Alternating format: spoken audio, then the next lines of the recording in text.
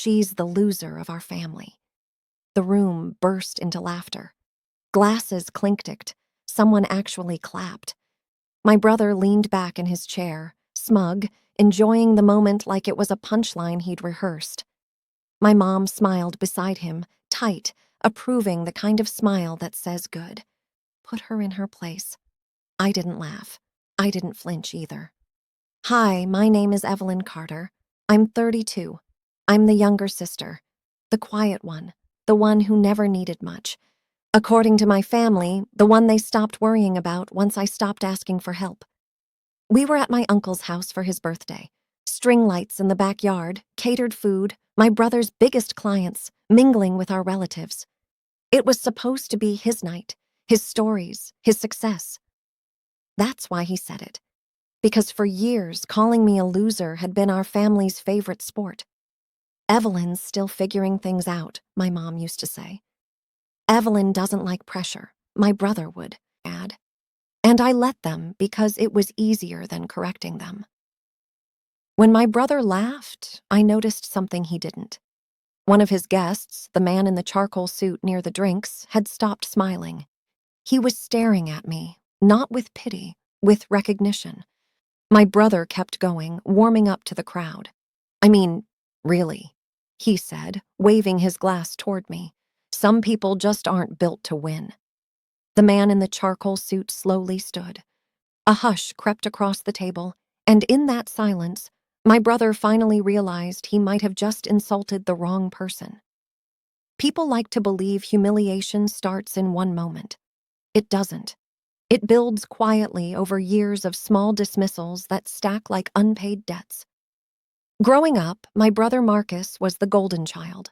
Loud, confident, always destined for leadership. My mother loved to say he had presence. Teachers forgave him. Relatives bragged about him. When he failed, it was experience. When I succeeded, it was luck. I learned early that correcting them only made things worse.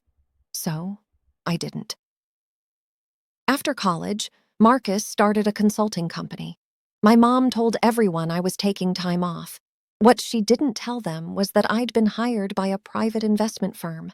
Quiet work, strict NDAs, no LinkedIn bragging. I signed papers that required silence. I agreed because I liked peace more than praise. Marcus didn't ask questions. He never did. At family gatherings, he'd tease. I'd smile politely. My mom would nod along, satisfied. That night at the party felt the same until I noticed how carefully the man in the charcoal suit was watching me. Not like a guest, like someone checking facts before speaking. And suddenly, the past didn't feel like baggage. It felt like leverage because some people mistake silence for weakness. And I had been silent for a very long time. Marcus loved an audience. Once he felt it slipping, he leaned harder into the joke. "Come on," he said, grinning at the table. "You all know I'm right. Evelyn's always been background." A few people laughed. A few looked down at their plates. I felt my mother's hand brush my arm. Not comfort, not warning, ownership, like she was reminding me where I belonged. "Marcus," she said lightly, "don't be cruel." But she didn't tell him to stop. That's when I noticed the shift. The man in the charcoal suit wasn't alone anymore. Two other guests, clearly not family, had turned toward him. One whispered something. The other frowned, confused. Marcus followed their gaze and finally saw me the way they were seeing me. Not as his sister. As a variable, I met his eyes for the first time that night and gave him a small, calm smile. The kind you give when you know something the other person doesn't. His grin faltered for half a second. Just enough. He cleared his throat, lifted his glass again. "Anyway," he said louder, forcing control back into his voice to success. "Mine, at least." The man in the charcoal suit set his drink down slowly, deliberately.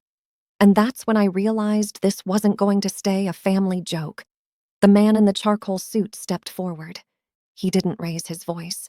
He didn't smile. He simply adjusted his cuff and said, Marcus, before we toast, may I ask something? Marcus blinked, caught off guard. Sure. The man turned slightly enough that everyone could see him clearly now. You just called Evelyn the loser of your family. A nervous chuckle rippled through the table. Yes, Marcus said, forcing a laugh, sibling humor. The man nodded once, then he looked at me. Evelyn Carter, Director of Strategic Acquisitions, Horizon Equity. The backyard went silent. My mother's smile froze. Marcus's face drained so fast it was almost impressive. The man continued, calm and precise. The firm that owns 51% of your company.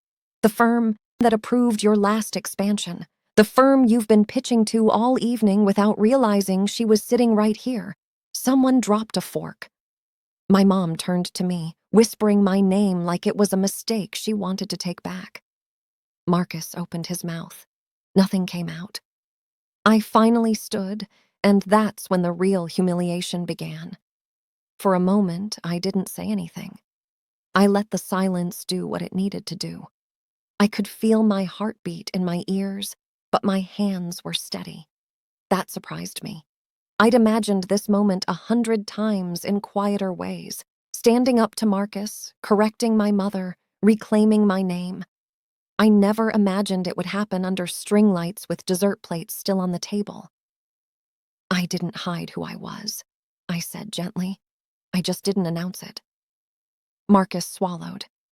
Evelyn, why didn't you tell us? Now it was us. I looked at my mother. She couldn't meet my eyes. That hurt more than his joke ever did. I signed confidentiality agreements, I said, and honestly, no one ever asked. The man in the suit stepped back, giving the floor back to me like a stage. I'm not here to embarrass anyone, I added, but I am here to set a boundary. Marcus laughed weakly. Okay, let's not make this a thing. I smiled, calm, controlled. Oh, I said I already did because weeks before this party, I'd reviewed Marcus's company, every contract, every dependency, and tonight wasn't revenge. It was timing. My phone buzzed in my pocket. The first domino had just fallen.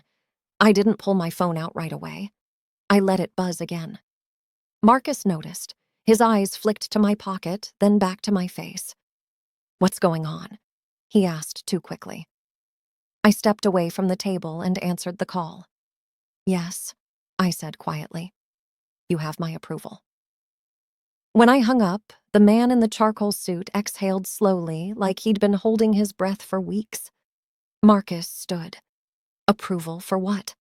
For the restructure, I said. Effective Monday. The word landed heavy. His voice rose. You can't just, this is my company. I tilted my head. No, it's the company you run. There's a difference. I explained it calmly. How Horizon would be consolidating vendors. How leadership roles would be reviewed. How performance would finally matter more than charm. My mother shook her head. Evelyn's sweetheart. You don't have to do this. I looked at her then. Really looked. I do. I said because this isn't punishment. It's correction. Marcus's hands were shaking now, and for the first time in my life, he was the one losing control.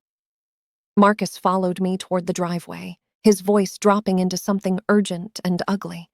Evelyn, wait, we're family. That word again. Family when he needed mercy. Loser when he needed a laugh. You blindsided me, he said in front of everyone. I stopped and turned to him. No, I said. You revealed yourself in front of everyone. I just didn't protect you from it. He ran a hand through his hair, panic finally breaking through the confidence. You're going to ruin me. I shook my head. I'm not ruining you. I'm taking my hands off the wheel you never learned to drive. Inside, I could hear my mother crying. That sound used to pull me apart. Tonight, it didn't. Marcus's voice cracked. You could have warned me. I met his eyes. You could have respected me. He had no answer. Behind us, guests whispered. Clients avoided his gaze. The man in the charcoal suit was already speaking quietly into his phone. Efficient final. Marcus looked smaller than I'd ever seen him, and in that moment, I understood something clearly. This wasn't about revenge. It was about gravity finally working. And it wasn't done yet. Monday morning, I sat in a glass conference room overlooking the city. Marcus wasn't there. His resignation had come in at 8:07 a.m. Brief, defensive, signed with a title he no longer held. The board accepted it without discussion. Stability mattered more than ego. By noon, my mother called. She didn't apologize. She asked, "Was it worth it?" I watched traffic crawl below me. All those lives moving forward without permission. "I didn't do this to hurt him," I said. "I did it to stop shrinking." She was quiet for a long time, then softer. "I didn't know you were that powerful." I closed my eyes. That I said was the problem. At the next family gathering, my chair was still there. So was Marcus's, but the laughter sounded different now. Careful, exposed. The man in the charcoal suit nodded to me from across the room, respectful, distant. No one called me a loser again, not because they were afraid, but because they finally knew who I was.